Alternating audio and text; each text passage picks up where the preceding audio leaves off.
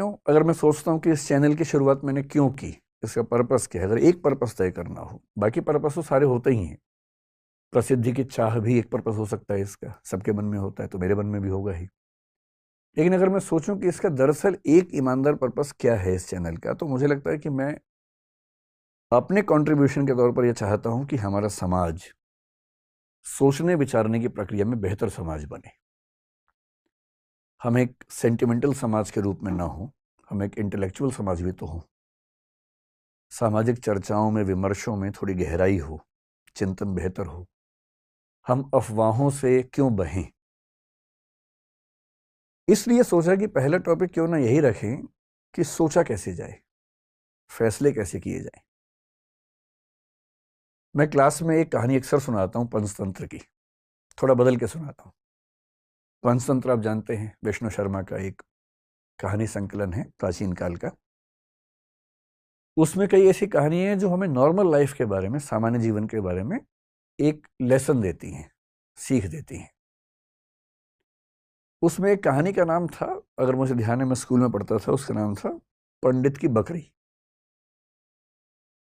कहानी थोड़ी सी अलग थी, मैं उसे थोड़ा सा अलग करके आपको सुनाता हूं ताकि आज के परिवेश में उसका महत्व ज्यादा समझ में आए। कहानी ये है, मैं फिर बता रहा हूं, कहानी में बदल के सुना रहा हूं ताकि बाद में कोई हमला ना करे कि नहीं कहानी तो ये थी, बदल कैसे दी।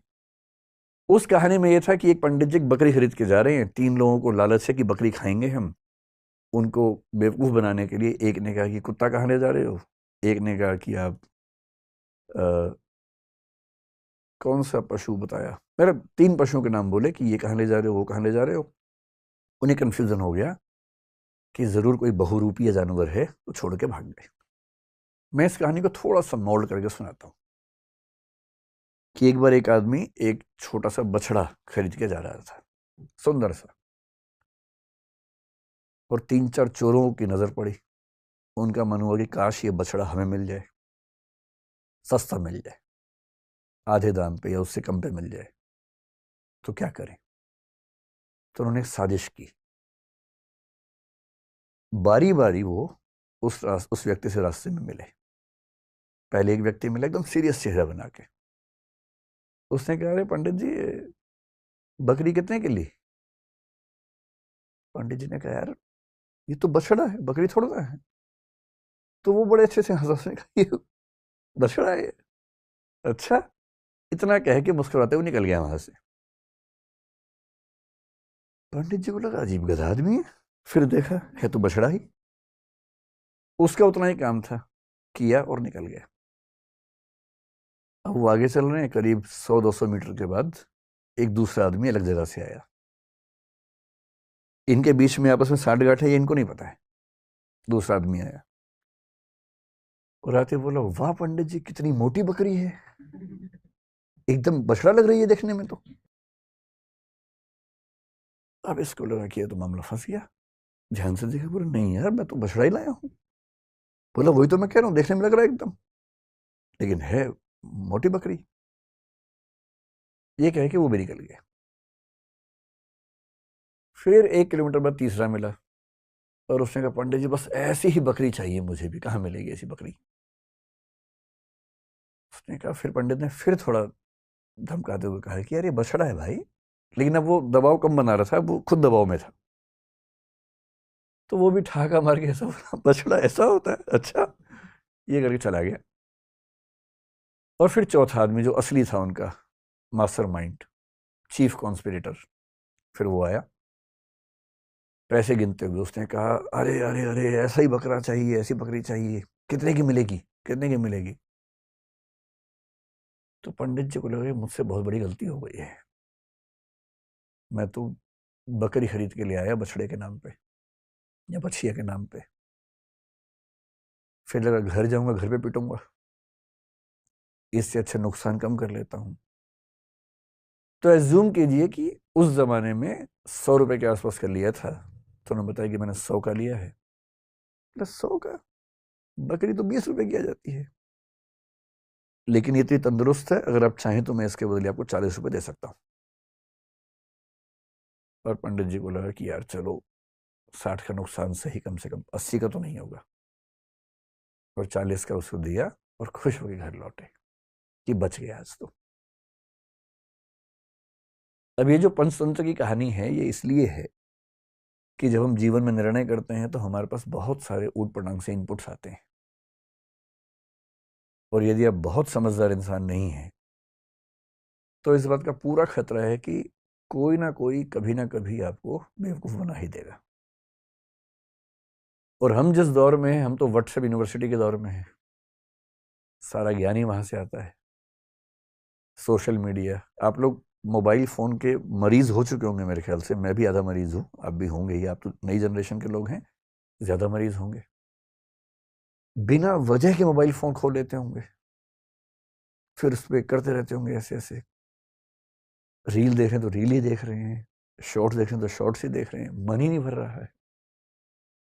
फ़ोन देखते देखते थक गए और फ़ोन रखा और 1 मिनट के बाद फिर फ़ोन उठा लिया कि थक गए हैं, क्योंकि डोपामाइन रिलीज होता है आजकल फ़ोन देखने से। ये एडिक्शन है, खतरनाक एडिक्शन है। और हर वीडियो में कुछ ना कुछ मैसेज कन्वे हो रहा है। इंफॉर्मेशन इतनी ज़्यादा कभी नहीं आई हमारे आसपास जितनी आजकल आ रही है, और वो भी ऑडियो विजुअल फॉर्मेट में आ रही है। अखबारों के दौर में लिखित सूचना आती थी, केवल साक्षर लोग पढ़ते थे, बाकी पढ़ते ही नहीं थे। आज के दौर में ऑडियो है, विजुअल है, टेक्स्ट है, हर भाषा में है, कोई व्यक्ति बच ही नहीं सकता। और अगर किसी समूह के पास ताकत हो, उसके पास 10,000 ऐसे बेरोजगार हों जिनको काम दिया जाए कि दिन में 500-500 मैसेज भेजने, हर मैसेज के बदले 2 रुपये मिलेंगे, तो कोई समूह पूरे समाज को अपने तरीके से सोचने के लिए मजबूर कर सकता है। महाभारत का सोच के देखिए, महाभारत का युद्ध है, एक तरफ पांडव हैं, एक तरफ कौरव हैं। पांडवों के साथ में कृष्ण है। नैतिकता के लिए जरूरी है कि पांडव जीतें और कृष्ण इस पूरी योजना के साथ वहां पर हैं, पर पांडव जीत नहीं पा रहे, जिसके कई कारणों में से एक ये है कि कौरवों की सेना में द्रोणाचार्य भी हैं, उनका पुत्र अश्वत्थामा भी है। द्रोणाचार्य गुरु तो पांडवों के भी हैं, कौरवों के भी हैं, पर वो राजधर्म का पालन कर रहे हैं क्योंकि वो जिस राज्य के साथ हैं उसके साथ खड़े हैं। पांडवों की सेना उनको हरा नहीं पा रही है, और अंत में कृष्ण को समझ में आता है कि पांडवों को जितवाने के लिए कुछ कूटनीति का सहारा लेना होगा। कृष्ण कूटनीति के शिखर हैं। वो युधिष्ठिर से एक बात कहते हैं, पर युधिष्ठिर तैयार नहीं है एक गलत बात कहने के लिए, और अंत में कृष्ण अपनी पूरी कूटनीतिक ताकत का इस्तेमाल करके सिचुएशंस बनाते हैं। एक हाथी अश्वत्थामा नाम का, उसकी हत्या होती है, बात फैलाई जाती है कि अश्वत्थामा मारा गया। अश्वत्थामा द्रोणाचार्य के पुत्र का नाम भी है, और द्रोणाचार्य अचानक हताश होने लगते हैं। उन्हें फिर भी लगता है कि एक बार मैं खबर को ऑथेंटिकेट कर लूं, प्रामाणिक है या नहीं चेक तो कर लूं। तो वो अपने समय के सबसे प्रामाणिक व्यक्ति युधिष्ठिर से पूछते हैं। युधिष्ठिर धर्मराज हैं, झूठ नहीं बोलते हैं। पूरी पांडवों की सेना ने, टीम ने जब उनसे कहा, वो तब भी तैयार नहीं हुआ कि मैं झूठ नहीं बोलूंगा। लेकिन अब झूठ नहीं है, अश्वत्थामा की हत्या हुई है, हाथी की हुई है, तो क्या हुआ, हुई तो है ही। और तब भी वो चाह रहे हैं कि मैं पूरी बात बोलूं। द्रोणाचार्य ने पूछा, क्या अश्वत्थामा मारा गया? युधिष्ठिर कह रहे हैं, अश्वत्थामा हतो नरो वा कुंजरो वा। अश्वत्थामा मारा गया, आदमी था या हाथी था। लेकिन जैसे ही नरो वा कुंजरो वा कह रहे हैं, ठीक उसी क्षण में बहुत तेज शंख बजता है कृष्ण का, और उस शंख की आवाज में द्रोणाचार्य सुन नहीं पाते पूरी बात। और क्योंकि वो सुनते हैं सिर्फ इतना कि अश्वत्थामा मारा गया, वो हताश हो जाते हैं, हथियार छोड़ देते हैं, युद्ध भूमि में जमीन पर टिक के बैठ जाते हैं, और इसी क्षण का फायदा उठा के धृष्टद्युम्न उनकी हत्या कर देता है। मैं सोचता हूं कई बार कि द्रोणाचार्य इतने योग्य व्यक्ति थे, यदि मिस इंफॉर्मेशन से या मैनिपुलेटिव इंफॉर्मेशन से उनको भी एक गलत तथ्य के प्रति आश्वस्त किया जा सकता था, तो आज के दौर में जब हर तरफ सोशल मीडिया के हमले हैं, कैसे कोई व्यक्ति सही फैसले करे? अगर द्रोणाचार्य उस आवाज को सुन पाते, नरो व कुंजरो वा, तो शायद उनका फैसला बदल गया होता, शायद युद्ध की कहानियां अलग होती।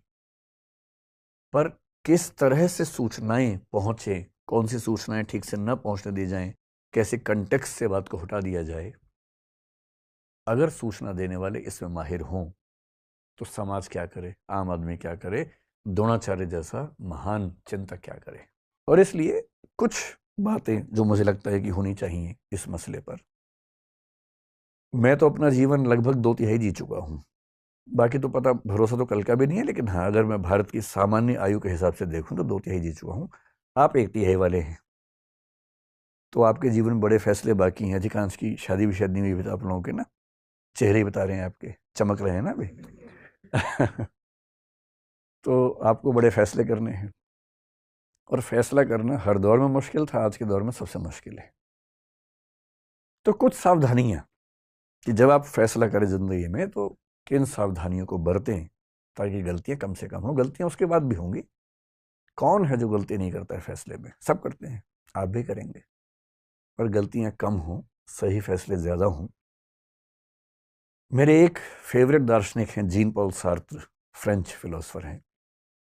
उनके दर्शन का सार अस्तित्ववाद कहते हैं, एग्जिस्टेंशियलिज्म कहते हैं। उसका सार ये है कि अपनी जिंदगी की कहानी हम लोग खुद लिखते हैं, और किस चीज से लिखते हैं? अपने फैसलों से लिखते हैं, निर्णयों से लिखते हैं। आपने किसी परिस्थिति में क्या फैसला लिया, इससे आपके जीवन की आगे की कहानी लिखी जाएगी। इसलिए मुझे लगता है कि टॉपिक थोड़ा सा महत्वपूर्ण है, तो इसका नाम रख लेते हैं निर्णय। सही निर्णय लेने में क्या क्या सावधानियां होनी चाहिए, बेसिक सी बात इतनी सी है। जब आपके मन में कोई सवाल है तो सवाल पूछिएगा, पहले मैं अपनी बात रखता हूं, फिर आप सवाल पूछिएगा। जब भी कोई निर्णय लेने की प्रक्रिया में आप उतरते हैं, सबसे पहला स्टेप क्या है? सबसे पहला स्टेप है, ये देखिए कि निर्णय की प्रक्रिया में उतरने से पहले आप निष्पक्ष और तटस्थ हैं या नहीं हैं। एक शब्द होता है तटस्थ, जिसको अंग्रेजी में बोलते हैं न्यूट्रल। तटस्थता को न्यूट्रलिटी बोलते हैं। इससे मिलता जुलता एक प्रसंग है निष्पक्ष, या निष्पक्षता कह लीजिए, इसको बोलते हैं इम्पार्शियल होना, या इम्पार्शियलिटी एज ए क्वालिटी। ये मैं कह रहा हूं कि निर्णय की प्रक्रिया में उतरने से पहले, बाद में तो जो होगा देखेंगे। जैसे हमारा समाज इस समय बहुत सारे सामाजिक राजनीतिक मुद्दों से घिरा हुआ है। जैसे एक मुद्दा कुछ दिन पहले आया, जो हिजाब का मुद्दा जिसको हम कहते हैं, कर्नाटक से एक डिबेट उठी हिजाब की। फिर एक मुद्दा आजकल चल रहा है यूनिफॉर्म सिविल कोड का, जो कि हो सकता है कि जल्दी ही किसी रूप में हमारे सामने आए। फिर पॉपुलेशन बिल के बारे में बात चलती है आजकल। उत्तर प्रदेश में आया भी था, और अभी कुछ और राज्यों में आने की बात है, शायद सेंटर में भी आए। एक मुद्दा पिछले कुछ दिनों से कन्वर्जन का आप सुन रहे होंगे, धर्मांतरण का।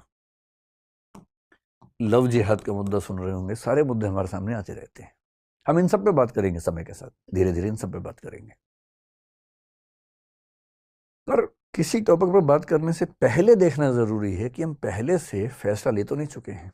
और सबसे बड़ी दिक्कत हमारे समाज की है कि फैसले पहले हो चुके हैं, विचार बाद में होता है। सही प्रोसेस तो ये है कि पहले विचार हो, फिर फैसला हो, पर फैसला पहले होता है। मेरे बहुत सारे दोस्त हैं, हिंदू हैं, मुसलमान हैं, सिख हैं, हर धर्म के लोग। मतलब वैसे तो मैं बहुत ही अकेले टाइप का आदमी हूँ, दोस्त ज़्यादा है ही नहीं, पर जो हैं उनमें मतलब डाइवर्सिटी ठीक ठाक है। मैंने क्लासेस में भी देखा, और मैंने पाया कि हिजाब की बात आते ही कोई मुस्लिम बच्चा जनरली इस भाव से देखता है कि नहीं, ये गलत हो रहा है हमारे साथ, और कई हिंदू बच्चे इस भाव से देखते हैं कि एकदम सही, और होना चाहिए, और होना चाहिए। और मजे की बात है कि टॉपिक क्या है ना इसको पता है ना उसको पता है। कर्नाटक हाई कोर्ट का जजमेंट क्या है 128 पेज का, ना इसने पढ़ा ना उसने पढ़ा। कर्नाटक सरकार का क्या डायरेक्शन आया था, रूल क्या था, ना इसने पढ़ा ना उसने पढ़ा। और फैसले का एग्जैक्ट मतलब क्या है किसी को नहीं पता, पर हम टॉपिक शुरू होने से पहले ही राय बना के चलते हैं। E.H. कार एक बड़े अच्छे विद्वान हुए हिस्ट्री में, उनकी एक किताब है बड़ी अच्छी, हिस्ट्री, इतिहास क्या है, व्हाट इज हिस्ट्री, बड़ी अच्छी किताब है। उन्होंने साबित किया कि हिस्ट्री के बारे में आप कुछ भी कह लीजिए, कितने फैक्ट्स हैं, इतने प्रमाण हैं, सब बेकार की बातें हैं। अंततः इतिहासकार के दिमाग में जो बैठा हुआ है वो साबित वही करता है। इसलिए मार्क्सिस्ट हिस्टोरियन लिखेंगे तो आप पाएंगे सबके निर्णय लगभग एक जैसे आते हैं, और जो नेशनलिस्ट हिस्टोरियंस हैं उनके फैसले एक जैसे आते हैं हमेशा। किसी हिस्टोरिकल फिगर को लेकर सोच लीजिए, अकबर की बात कर लीजिए, औरंगजेब की बात कर लीजिए, एक धारा के फैसले हमेशा एक से आएंगे, दूसरी धारा के फैसले हमेशा एक से आएंगे। ऐसी माइंडसेट से अगर हम चलेंगे, और हमारी यूनिवर्सिटीज में भी तो यही होता है। बहुत रोचक बात है, यूनिवर्सिटीज में टीचर्स बटे हुए हैं कि ये मार्क्सवादी है, ये भाजपाई है। और मैं सोचता हूं कि जो आदमी देश को पढ़ाने की जिम्मेदारी संभालता है यूनिवर्सिटी में, वो एक विचारधारा से बंध कर चीजों को देखने का आदी कैसे हो सकता है? उसके अंदर इतना वैचारिक साहस क्यों नहीं है कि किसी मुद्दे पर मेरी विचारधारा से बेहतर राय किसी और विचारधारा की भी हो सकती है? ये साहस क्यों नहीं है? और इसलिए जो बात यूनिवर्सिटीज तक में मिस होती है तो समाज में तो कहां से आएगी? विश्वविद्यालय का तो काम है समाज को सही दिशा देना, वही नहीं है तो समाज में कहां से आएगी? पहले कोशिश कीजिए न्यूट्रल होने की, तटस्थ होने की, कि मुद्दे को समझने से पहले ना मैं इस तरफ हूं ना मैं उस तरफ हूं। हिजाब की बात है, मुझे नहीं पता, मैं पहले स्टडी करूंगा पूरा, स्टडी करने के बाद मामला ठीक लगेगा तो मैं कहूंगा हाँ ये ठीक है, गलत होगा तो बोलूंगा गलत है। पहले क्यों फैसला करूं? ये तो बहुत बेसिक सी बात है। न्यूट्रलिटी ही जब रियल सिचुएशंस में आती है उसको बोलते हैं निष्पक्षता, impartiality in the specific situations. और ध्यान रखना है, निष्पक्ष नहीं रह पाने के भी दो तरीके होते हैं। निष्पक्ष का मतलब है कि भाई मैं एक्स और वाई के झगड़े में ना एक्स की तरफ हूं ना वाई की तरफ हूं। जैसे मान लीजिए दो बच्चों में झगड़ा हो जाए और उनमें से दोनों की मम्मियां नीचे आ जाएं। जनरल परसेप्शन ये है कि मम्मी बच्चों के झगड़े में अपने बच्चे का पक्ष लेगी। ये ऐसा नहीं कि सोशल कंस्ट्रक्ट की बात हो रही है, बायोलॉजिकल लेवल बात चल रही है, क्योंकि मदर्स का लव आमतौर पे अनकंडीशनल माना जाता है। और ये बात मैं जो कह रहा हूं मैं अफवाहों के बेस में नहीं कह रहा हूं, एरिक फ्रॉम बहुत बड़े मनोवैज्ञानिक है, उनकी किताब है द आर्ट ऑफ लविंग, उसके बेस पे कह रहा हूं। मदर्स का लव आमतौर पर अनकंडीशनल होता है कि मेरा बच्चा परेशान है तो फिर मैं अपने बच्चे के साथ हूं, मुझे विचारधाराओं से, राष्ट्र, समाज, राजनीति, इन सबसे मतलब नहीं, मुझे बच्चे से मतलब है। इसलिए यदि कोई मदर बहुत ऑब्जेक्टिव है अपने बच्चे के मामले में तो बहुत बड़ी बात है। जनरली इस बात की संभावना ज्यादा है कि वो थोड़ा सा उसके पक्ष में खड़ी होगी। पिता लोग जिस प्रोसेस से आगे बढ़ते हैं उसमें इस बात का खतरा ज्यादा होता है या संभावना ज्यादा होती है कि वो ऐसे मामलों में बहुत ज्यादा अपने बच्चे के पक्ष में झुके हुए ना दिखें। कभी कभी नहीं भी होंगे, लेकिन उसमें भी खतरा है। कभी कभी हम खुद को इम्पार्शियल दिखाने के लिए दूसरे पक्ष के पक्ष में झुक जाते हैं। आपने कई पिताओं को देखा होगा कि दो बच्चों में झगड़ा हुआ, उनमें से एक उनका है, जाते ही अपने वाले को मारना शुरू करते हैं सीधा कि तू नहीं बदमाशी की होगी, आदत दिखाने के लिए देखो मैं कितना निष्पक्ष हूं। ये निष्पक्षता नहीं है। निष्पक्ष होने का मतलब ये नहीं है कि अपने पक्ष के विरुद्ध खड़े ही हो जाना है हमेशा, और निष्पक्ष होने का मतलब ये भी नहीं है कि दूसरे पक्ष के विरोध में खड़े हो जाना है। जाके सुनना है, दोनों बच्चों की बात सुननी है कि हाँ बेटा तुम बताओ क्या पर्सपेक्टिव है, तुम बताओ क्या पर्सपेक्टिव है, उसके बाद जो सही फैसला हो करना है। क्यों मैं दूसरे बच्चे के सामने साबित करने के लिए कि मैं निष्पक्ष हूं अपने बच्चे को पीटना शुरू कर दूंगा? इसलिए जब भी किसी मुद्दे पर बहस करनी हो ना, आपके सामने फैसले आएंगे कि शादी इससे करूं कि इससे करूं। पहले से नहीं बना लेना दिमाग में, पहले सब बातों को जान लेना है। निष्पक्ष रहिए, तटस्थ रहिए, सब पक्षों को जानिए, फिर फैसला कर लीजिए। उससे ही पूछिए कि उसकी चॉइस भी है कि नहीं है। ऐसा थोड़ा सिर्फ आपकी चॉइस का मामला है, उसकी भी तो होनी चाहिए।